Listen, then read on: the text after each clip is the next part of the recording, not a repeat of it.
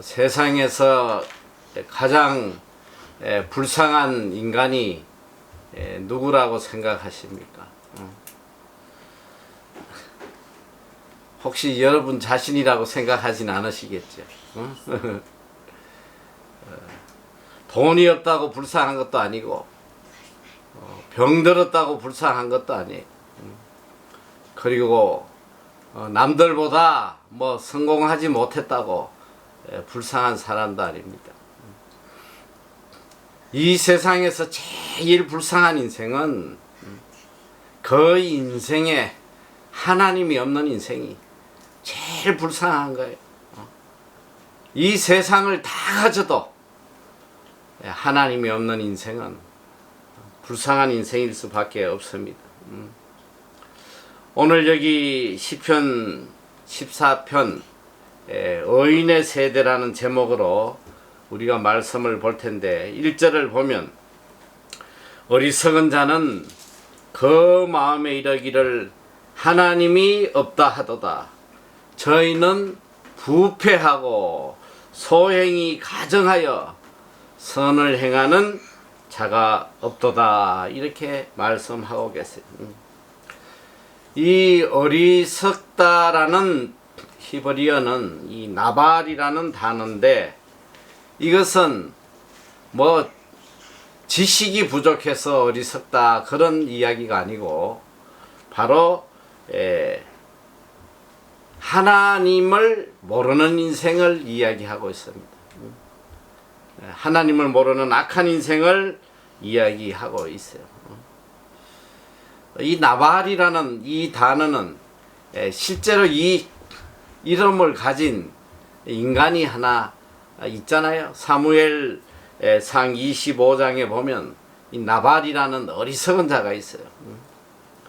다윗이 이 사울을 피해 도망 다닐 때에 이 나발이라는 부자가 하나 있었는데 이 사람의 양들과 소들을 이렇게 지켜주고 많이 도움을 줬습니다. 그래서 다윗이 어느 날 부하를 시켜서 좀 우리 신하들이 먹을 양식을 좀 달라 했더니 오히려 욕을 하고 돌려보내요.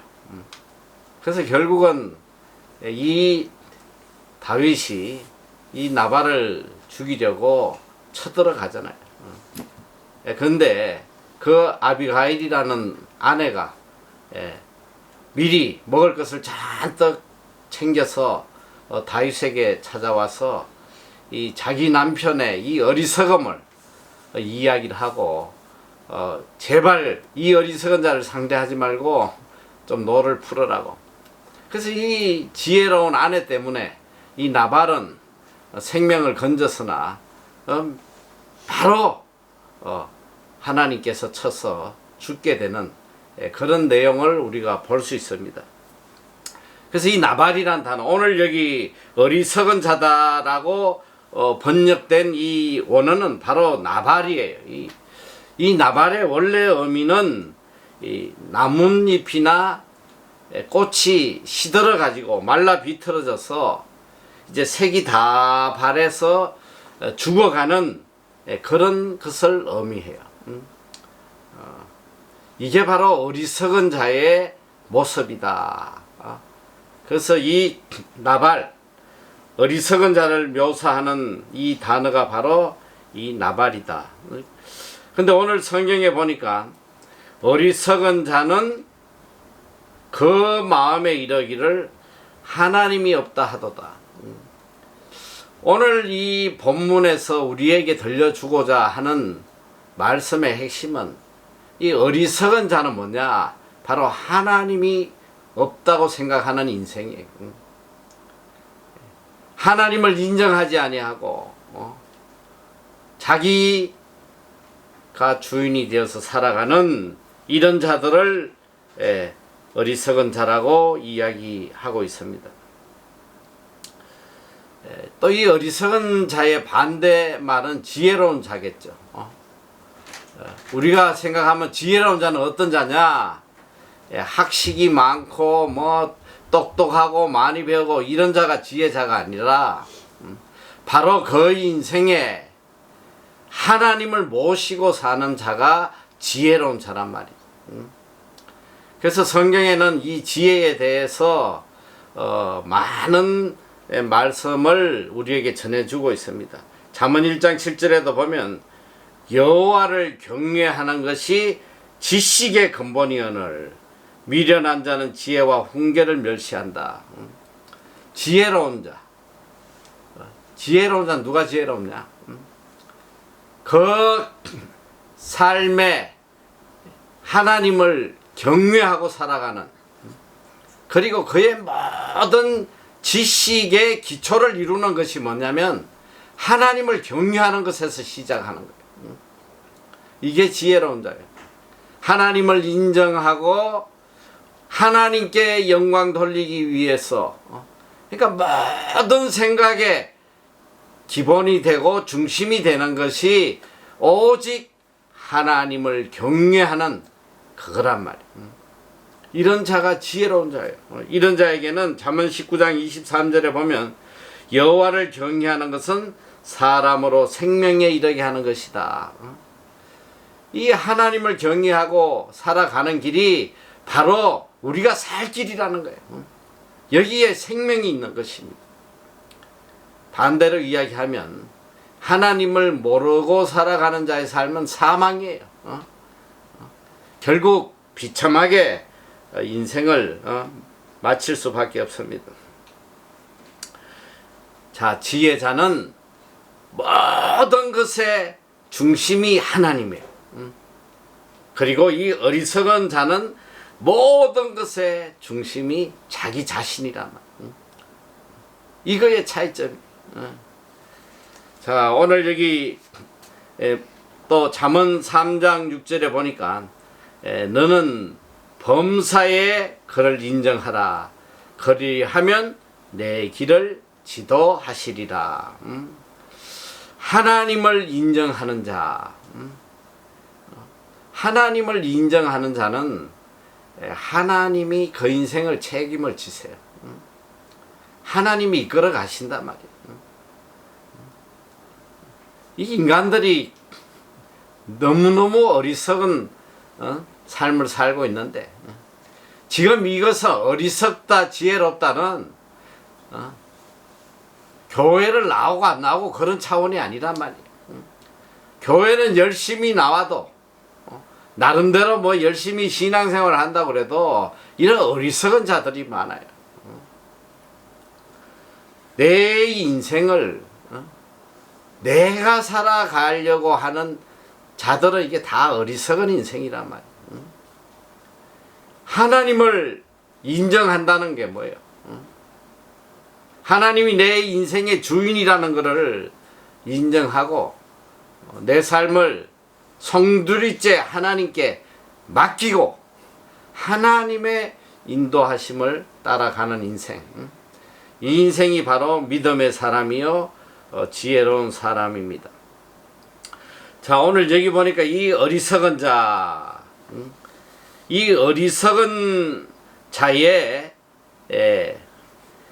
삶의 모습을 세 가지로 이야기를 하고 있습니다. 첫째 봤더니 어리석은 자는 그 마음에 이르기를 하나님이 없다 하도다. 저희는 첫째로 부패하고, 둘째로 소행이 가정하고, 셋째는 선을 행하지 않는다. 이렇게 말씀을 하고 있습니다. 첫째, 어리석은 자의 삶, 부패하다. 이 부패하다는 건 뭐예요? 썩었다는 거예요. 썩었어. 완전히 썩었어. 또 완전히 타락해버린 그런 상태를 이야기하는 것입니다. 하나님이 없는 삶, 하나님을 인정하지 않는 인생의 삶은 다 썩었어요. 그리고 자신의 삶이 얼마나 썩어 있는지조차도 모르고 산단 말이죠. 예레미야도 만물보다 거짓되고 심히 부패된 것이 이 인간의 마음이라고 그랬어. 하나님을 모르는 인생의 삶. 이게 뭐 만물보다 더 썩어 문드러져 있는 것입니다. 여러분 한번 생각을 해봐요. 아무리 고급 요리라도 이거 부패하면 쓰레기예요. 갖다 버려야 돼. 썩은 음식은 그냥 악취와 이 해로운 균만이 득실거리는 것이. 인생도 마찬가지예요. 하나님을 모르는 인생은 이게 부패한 인생인데 그 인생에 뭐가 있겠어?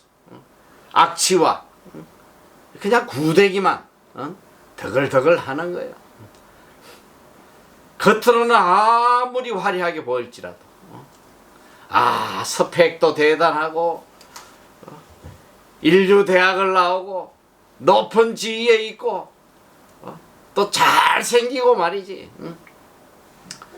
겉이 아무리 화려해도 그 속에는 그냥 악취와 구대기만 덕을 끓는 그런 부패한 인생이란 말이지.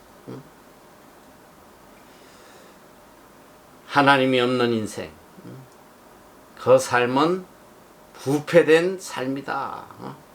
그리고 또 둘째로 그들의 소행은 가정하다 이렇게 말씀하겠습니다. 그들의 모든 행위는 하나님이 보실 때 다 가정한 거예요. 이 가정이라는 단어가 이 한자어인데 이 가자는 가할 가, 그 다음에 미워할 정, 이래서 이게 가정이에요. 이걸 풀으면 이런 거예요. 미워하는 것이 가정하다. 미워하는 것이 가하다. 가정이 아니라 미워하는 것이 가하다. 이 말은 미움을 받아 마땅하다 이런 뜻이야. 가정하다는 뭐냐? 이거는 미움을 받아서 마땅한 거예요. 하는 행동마다 이게 미움을 받기에 마땅한 그런 행동을 하고 있단 말이야. 하나님이 보실 때에 이 하나님을 인정하지 않는 이런 자의 삶이 그가 무엇을 하든 하나님이 바라보시면 너무 가정스러운 거예요. 바로 바벨탑을 쌓는 그런 인간의 모습이란 말이에요. 인간들이 자기의 지식과 지혜를 다 동원해서 자기의 힘과 능력을 다 동원해서 쌓아 올린 그 탑이 바벨탑이 하나님이 보실 때에 얼마나 가정하게 보였겠어. 결국 이 말이 다 무너지는 거예요. 하나님이 무너뜨리세요. 다 멸망시키신단 말이에요. 오늘 하나님 없는 인생의 삶이 다 이런 거예요. 그리고 셋째는 보니까 선을 행하는 자가 없다고 그랬어. 아니 이런 부패하고 가정된 삶을 사는데 거기에서 무슨 선이 나오겠냐 말이야. 선이 나올 수가 없어요. 또 2절에 보니까 여호와께서 하늘에서 인생을 굽어 살피사 지각이 있어 하나님을 찾는 자가 있는가 보려 하신즉 다 치우쳤으며 함께 더러운 자가 되고 선을 행하는 자가 없으니 하나도 없도다. 자, 하나님께서 이 굽어 살피셨다는 것은 아주 세밀하게 찾아보시는 거예요. 어디 이 하나님을 찾는 자가 있나? 선을 행하는 자가 있나? 찾아봤더니 한 명도 없다네. 여기 보니까 인생을 굽어 살피사 지각이 있어 하나님을 찾는 자가 있는가 보라. 이 지각이 있어. 이 한국 성경은 참 어려워요. 이 영어로 보니까 참 이해하기 쉽게 돼 있어. 어떻게 돼 있냐면 any who understand God이, 그리고 또 any who seek God, 하나님을 깨닫는 자나 또 하나님을 찾는 자가 있나 하나님께서 찾아보았더니 하나도 없더라는 거. 하나. 참이 슬픈 이야기 아니에요. 이 로마서 3장 10절 12절에도 이 바울이 이 말씀을 그대로 인용을 했습니다. 3장 10절에 보면 기록한 바 의인은 없나니 하나도 없으며 깨닫는 자도 없고 하나님을 찾는 자도 없고 다 치우쳐 한 가지로 무익하게 되고 선을 행하는 자는 없나니 하나도 없도다. 바로 이 말씀을 그대로 인용을 했어요. 중요한 건 뭐냐, 다윗이 살았던 때나 1000년 뒤에 바울이 살았던 그 시대나 2000년이 지난 오늘 지금이나 인간의 모습은 똑같다는 거예요. 여전히 악하고 어리석고 부패하고 가정하고 선을 행하는 자를 찾기 어려운, 이것이 오늘 인생이 살아가는 현 주소예요.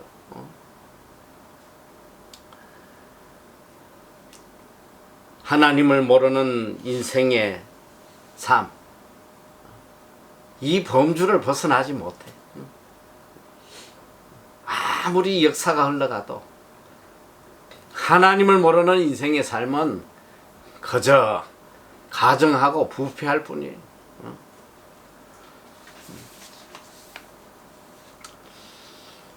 하나님 없는 이 어리석은 사람들의 삶에 대해서 4절은 더 구체적으로 다시 이야기를 하고 있습니다.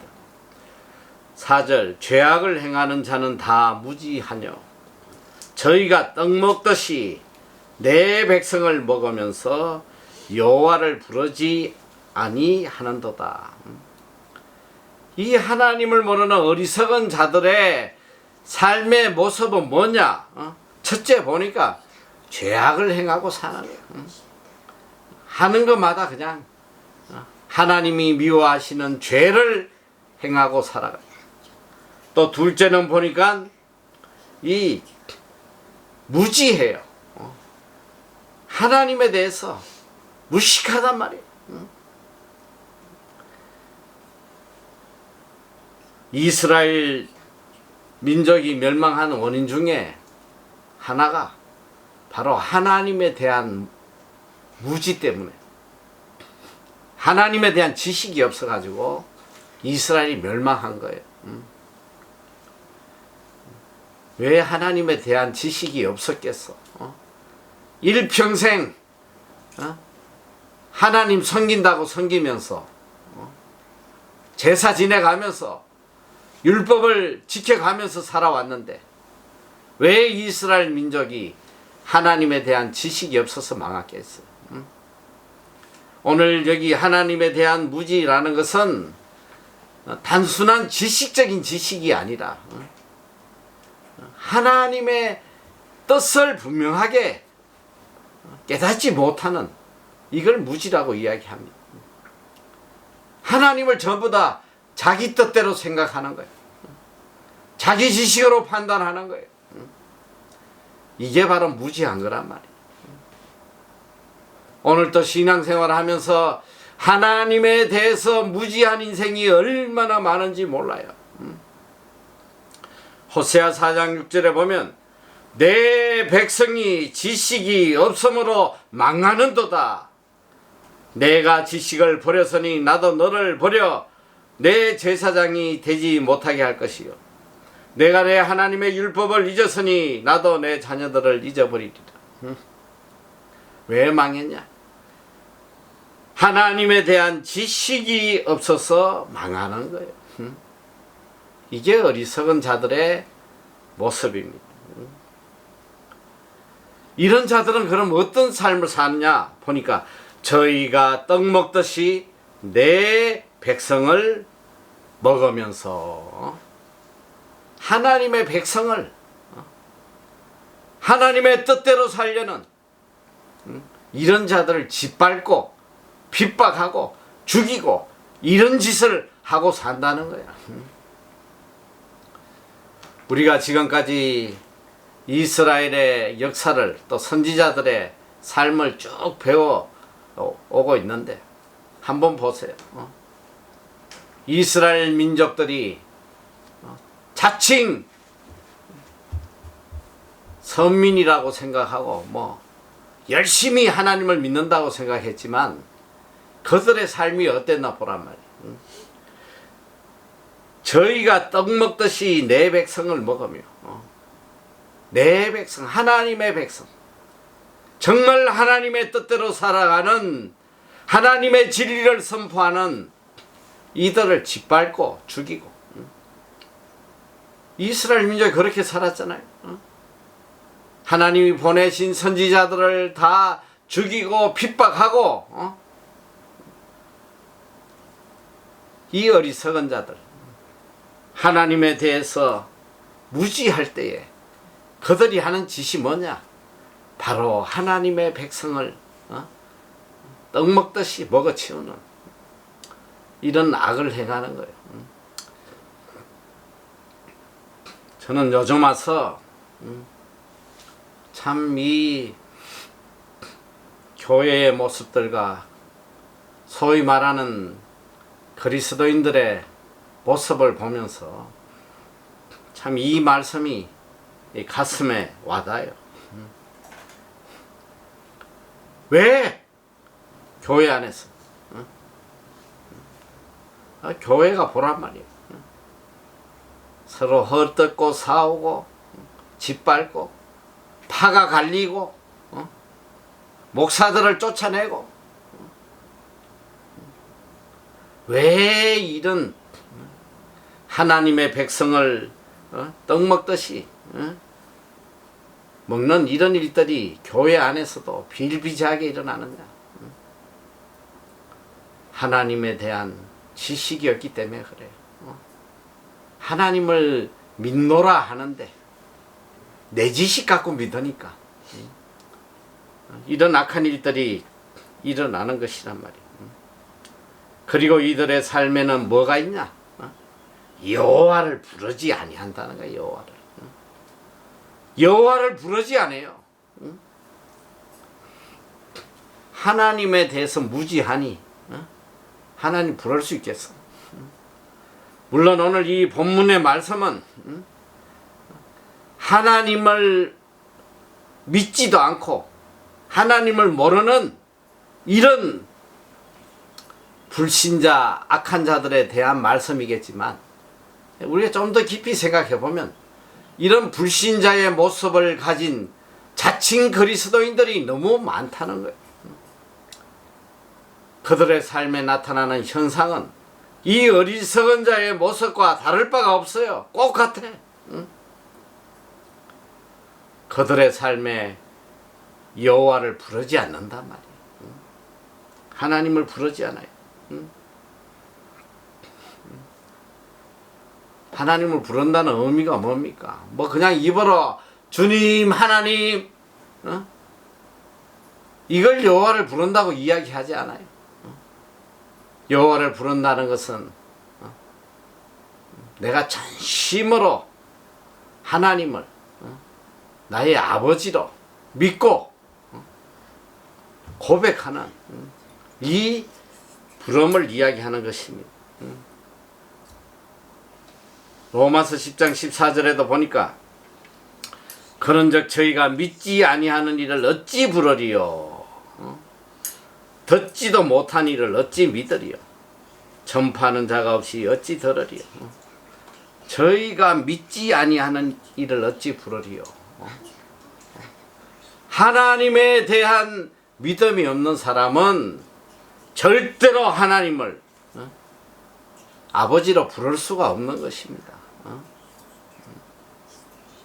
오늘 바로 이런 모습이 어리석은 자의 모습입니다. 이런 자의 결론이 뭐냐? 시편 79편 6절에 보니까 주를 알지 아니하는 열방과 주의 이름을 부르지 아니하는 열국에 주의 노를 쏟아소서. 다윗은 이렇게 외칩니다. 이게 결론이란 말이죠.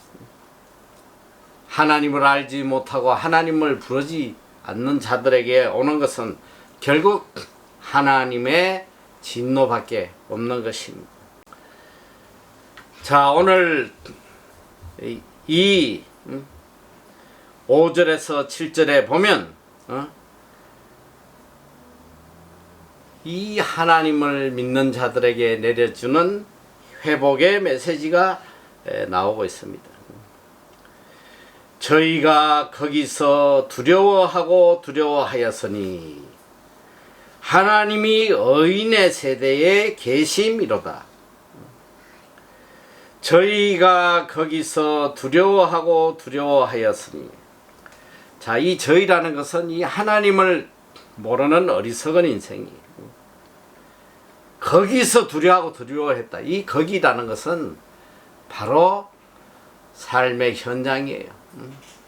오늘 우리가 살아가는 이 삶의 현장에 이 무신론자들, 하나님을 모르는 어리석은 자들은 그 삶이 항상 두렵고 두려울 수밖에 없는 것입니다.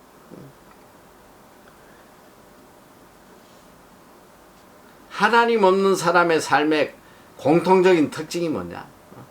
두려움이에요, 두려움. 얼마나 두려운지 몰라요. 세상을 바라보면, 이 삶의 현장에 바라보면 두렵지 않은 게 어딨어. 모든 게 다 두려운 거야, 모든 게. 지금 코로나 얼마나 두려워요. 요즘같이 이렇게 인간이 두려운 적이 없어. 내 평생 살아오면서 인간 보고 이렇게 피해 다닌 적이 없었다고 내가. 나는 우리 애들도 두려워, 내가 지금 가까이 오는 게. 우리 사역자들도 가까이 못 오게 해요. 올라면 마스크 3장 끼고, 거리두기 한 10m 하고, 멀리서, 이 환경을 보면, 두렵지 않은 것이 하나도 없어. 오늘 여기 보니까, 두려워하고 두려워했다. 이 히브리의 원어는 어떻게 되냐면, 이들은 두려움을 두려워한다, 이렇게 돼 있어. 두려움을 두려워하는 거예요. 두려움을 두려워한다. 이건 또 영어로 보면 이렇게 돼 있어요. Overwhelmed with dread. Overwhelmed with dread. 이건 내가 이제 이 번역을 하면 이러네요. 두려움이 나를 압도하고 있다, 이런 말이에요. 두려움이 내 인생을 그냥 완전히 지배하고 있다는 말이에요.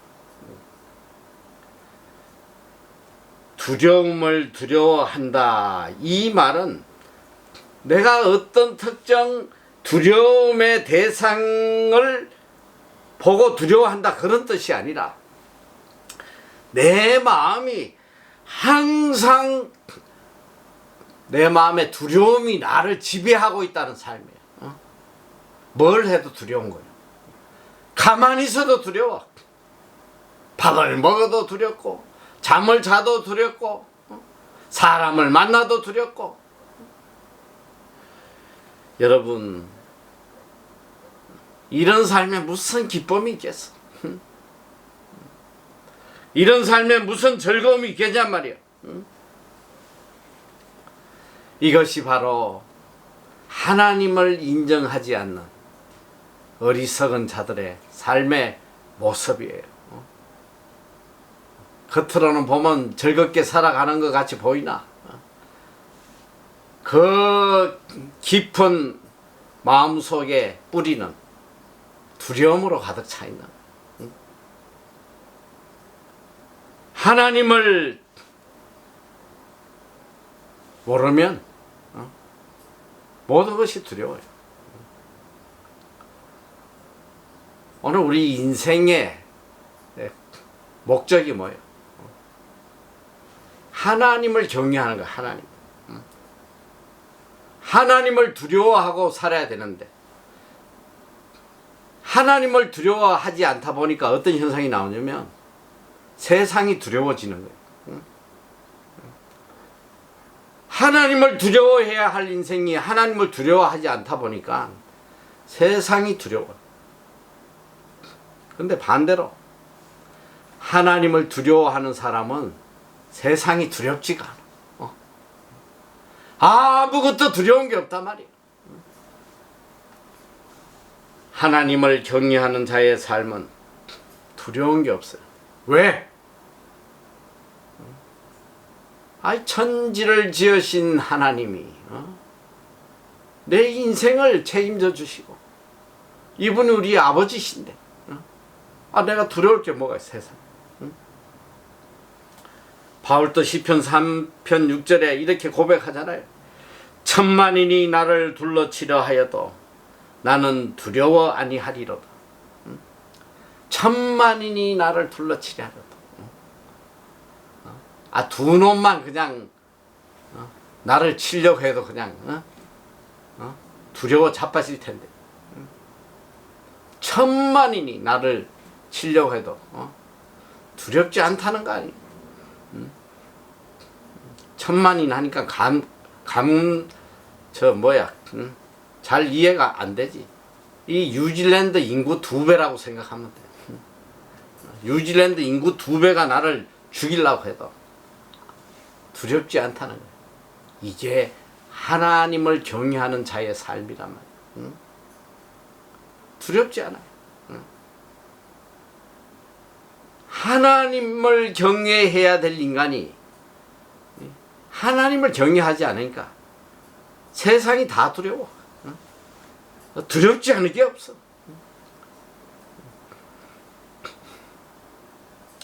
오늘 여기 본문에는 저희가 거기서 두려워했는데 그 이유를 설명해 주고 있어. 왜 두려웠냐? 하나님이 의인의 세대에 계심이로다. 하나님이 의인의 세대에 계시기 때문에 더 두렵다는 거예요. 자, 첫째, 이 하나님이 의인의 세대에 계심이로다. 이 뜻은 무슨 뜻이냐면, 이 영어로 보면 아주 이해하기가 쉽습니다. God is present in the company with the righteous.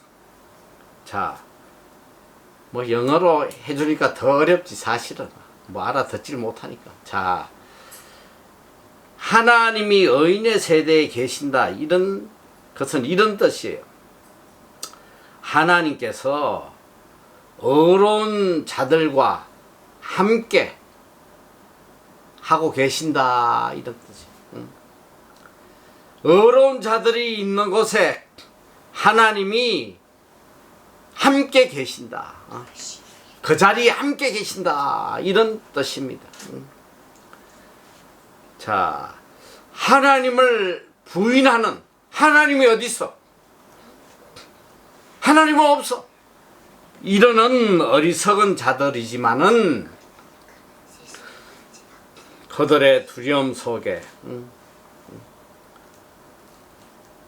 하나님을 부인하면서도 하나님이 의인과 함께 하시다는 그것을 자신도 모르게 느끼게 된다는 거예요. 그래서 두려운 거예요. 그래서 두려운 거야. 믿지 않는 자들이 예수 믿는 사람들을 보고 야 하나님이 어디 있어 웃자고 저짜고 막 비난하고 야유하고 별짓을 다 해도 그들 속에는 하나님을 믿는 자들을 보면 두려움이 있어. 두려움이 있단 말이야. 성경에도 그런 예가 참 많이 나옵니다. 자, 대표적인 게 뭐냐면 사울이 하나님을 떠났을 때에 사울에게 나타난 가장 큰 현상이 뭐냐면 다윗에 대한 두려움이에요. 과거에는 하나님을 두려워했었는데 하나님을 떠나고 하나님을 두려워하지 않다 보니까 누가 두려웠냐면 다윗이 두려워지기 시작하는 거예요. 사무엘상 18장 12절에 보면 여호와께서 사울을 떠나 다윗과 함께 계심으로 사울이 그를 두려워한지라. 18장 29절에도 보니까 사울이 다윗을 더욱 두려워하여 평생에 다윗의 대적이 되었다. 이렇게 돼 있어요. 왜? 내가 하나님을 떠나니까. 이제 하나님이 두려운 게 아니라 환경이 두렵고 인간이 두려워지는 거예요. 내가 하나님을 인정하지 않아도 하나님을 불신하는 자라도 알게 모르게 그들 마음속에는 의인의 세대에 의인과 함께 하시는 하나님에 대한 두려움이 가득하다는 거예요. 이 구약에 보면 수많은 그런 사건들이 나오잖아요. 이 이방인들이 아브라함을 굉장히 두려워했어. 왕들도 아브라함을 두려워하고 가는 곳마다 아브라함을 두려워해요. 왜냐? 하나님이 아브라함과 함께 계시는 것. 비록 그들은 하나님을 안 믿어도 아브라함에게 하나님이 함께 하신다는 그 두려움이 있더란 말이에요. 요셉에게 이 보디발이 하나님이 함께 하시는 걸 보니까 요셉을 두려워하는 거예요. 바로 왕도 요셉을 두려워했어.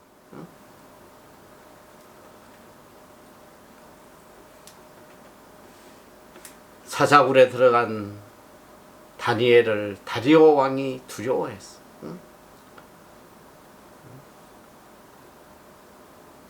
하나님을 위하여 생명을 내어놓는 왕의 명령을 거역하는 이 다니엘의 모습을 보고 느부갓네살이 두려워하게 되더란 말이에요.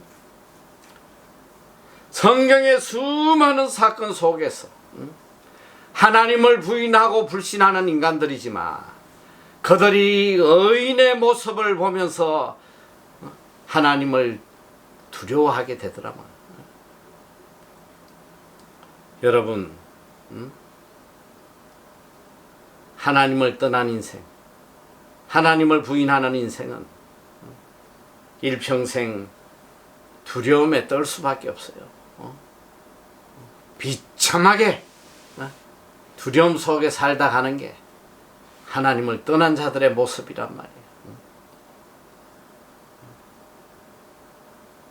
그리고 오늘 성경은 결론적인 말씀을 이야기합니다. 6절 7절에 보면 너희가 가난한 자의 경영을 부끄럽게 하나 오직 여호와는 그 피난처가 되시도다. 너희가 가난한 자의 경영을 부끄럽게 하나 오직 여호와는 그 피난처가 되시다. 여기 경영이라는 것은 계획이라는 뜻이에요. 새로운 번역에는 계획으로 되어 있어. 너희가 가난한 자의 계획을 부끄럽게 하나. 이건 뭐냐? 여기서 이 가난한 자, 이 가난한 자에 대해서 우리가 먼저 알아야 되는데, 이 가난한 사람이라고 이 시편에는 계속적으로 이 가난한 자를 반복적으로 이야기를 하고 있습니다. 이 가난한 자라는 것은 단순히 물질이 없어서 가난한 자를 의미하는 것이 아니고 하나님 없이 살 수 없다고 고백하며 오직 하나님만을 의지하고 살아가는 이런 자들을 대표해서 가난한 자라고 표현을 하고 있습니다. 너희가 이 하나님만을 의지하는 자의 계획을 부끄럽게 하나, 이런 뜻이에요. 이 하나님을 부인하는 어리석은 자들이 바라볼 때는 가자 입만 열면 하나님, 어떤 일을 해도 그냥 하나님께 영광, 어떤 계획을 짜도 다 하나님 중심으로 살아가는 그런 모습을 보니까 얼마나 어리석어 보여. 이런 멍청아, 그러면 망한다. 그렇게 해서 어떻게 돈을 벌겠어? 그렇게 해서 어떻게 이 치열한 경쟁 사회에서 네가 살아남겠어? 남들은 지금 저렇게 밤새워 가지고 공부하고 있는데 너는 뭐야 맨날 주일날 하루 종일 교회 와가지고 공부도 안 하고 어떻게든 돈을 내껴서 모아가지고 투자하고 해서 돈을 벌어야지. 어리석게 무슨 돈 몇 푼만 생기면 그냥 다 구제하고 뭐하고 굶어 죽을래? 응? 이 어리석은 자들이 이 하나님 중심으로 살아가는 이런 믿음의 사람들의 모습을 보면 정말 기가 찬 거예요. 기가 찬 거. 이 부끄럽게 한다. 이게 뭐냐? 조롱하는 거예요. 조롱하는 거. 조롱하고 무시하고 도대체 세상을 어떻게 살아가는 거야? 너무너무 참 멍청한 짓을 하는 거예요. 멍청한 짓을.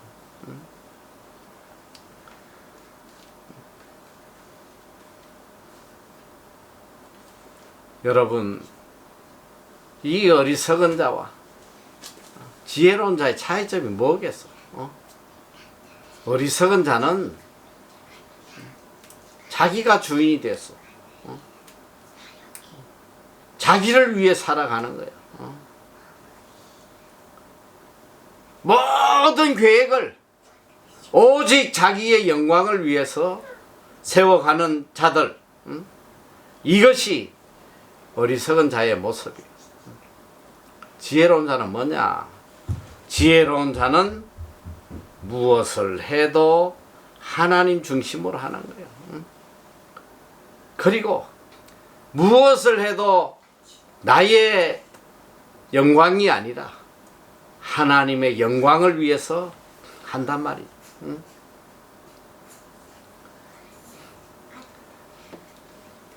이런 모습을 이 어리석은 자들이 이해조차 할 수 있겠냐?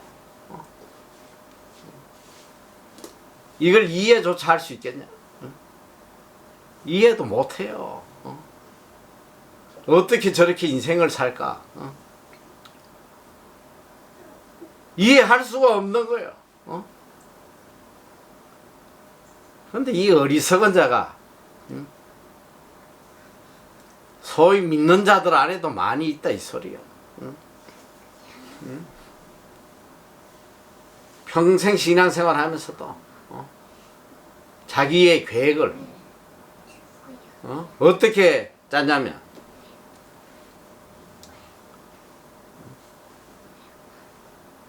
자기의 유익을 위해서 짜지. 자기의 영광을 위해서 계획을 짜잖아요. 안 그래요? 교회 다니지만 뭐 예수 믿는 사람이나 안 믿는 사람이나 뭐 인생의 계획, 인생의 방향, 목적이 뭐 차이점이 뭐가 있어? 별반. 다 똑같잖아. 적어도 세상 사람들이 하나님을 믿지 않는 자들이 볼 때 쟤들은 왜 저렇게 살아? 저거 바보 짓들 아냐?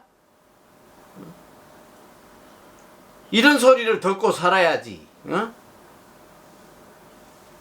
세상 사람들이 봐도 하나님을 믿노라 하는데도 똑같은 삶을 살고 있단 말이야. 응? 제가 참 예전에 그런 경험이 한 번 있는데 2000년도에 이 쓰나미가 왔어. 쓰나미.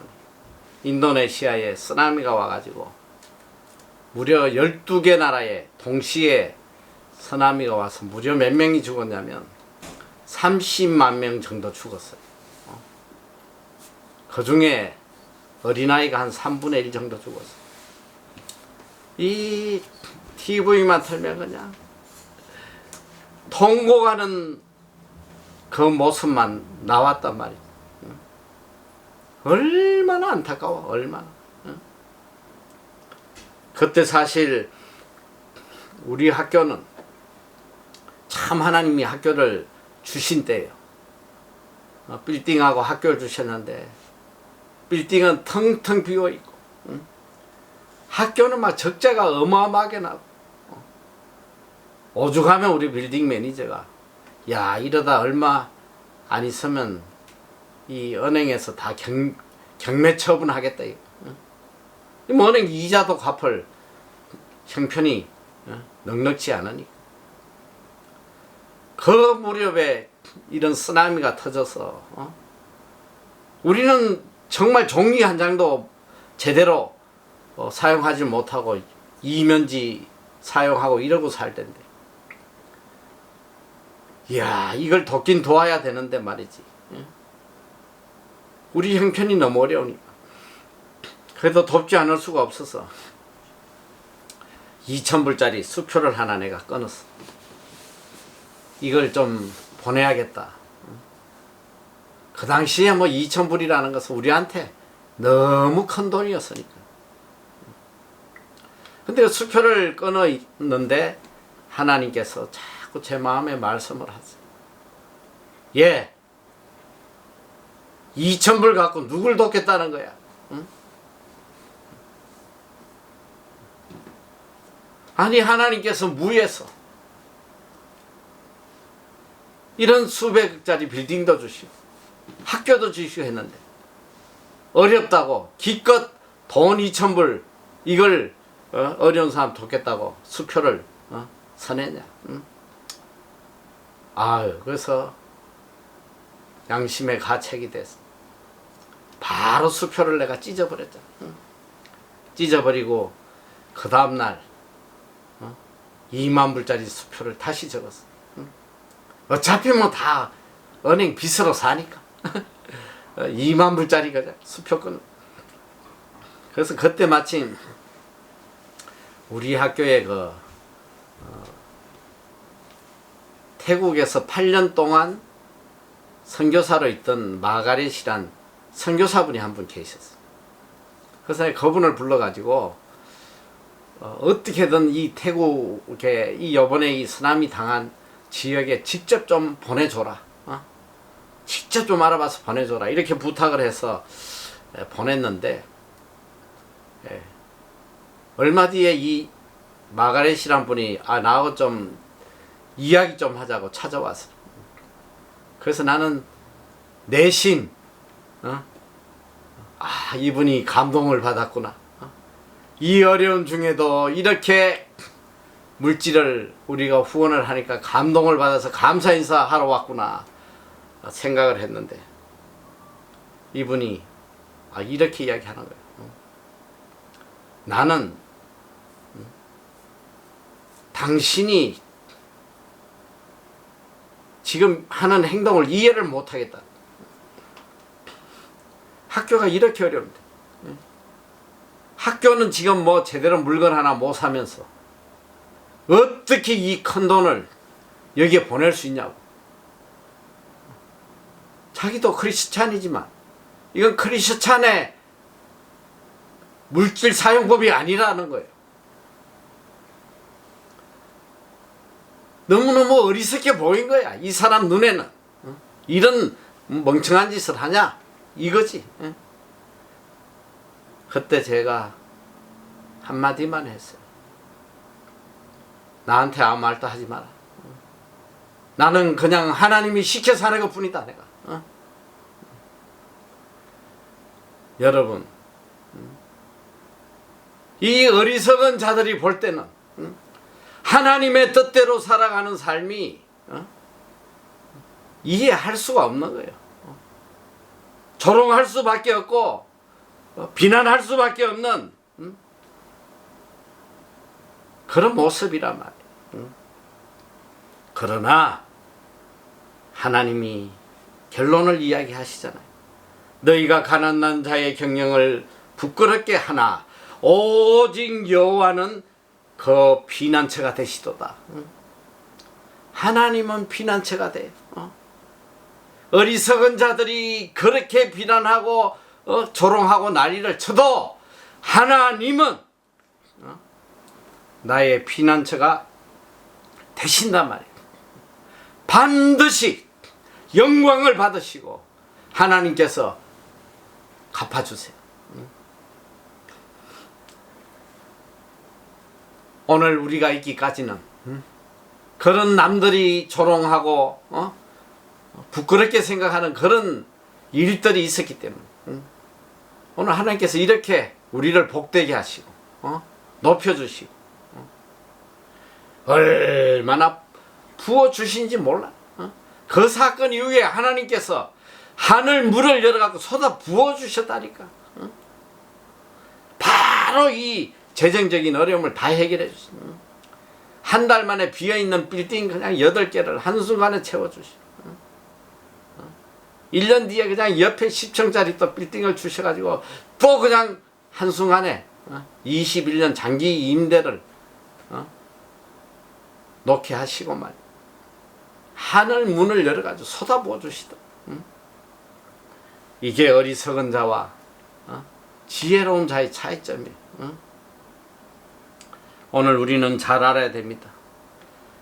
여호와를 피난처로 삼고 살아가는 이 모습이 불신자들 눈에는 어리석어 보이고 부끄러워 보이고 수치스러워 보이고 소망이 없어 보인단 말이에요.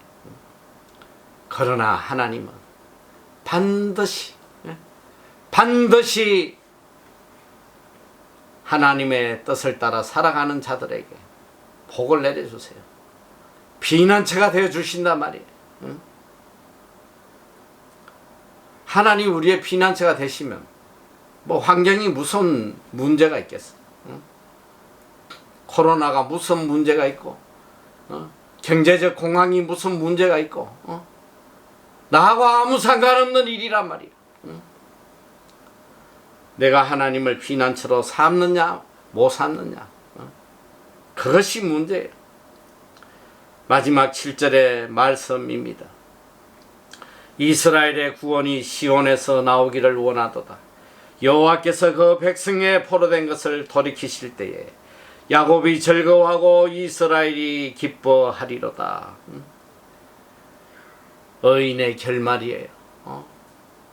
하나님의 구원이 반드시 임한단 말이에요. 그리고 포로된 것에 해방하신다고 말씀하세요. 하나님의 방법대로 살아갈 때에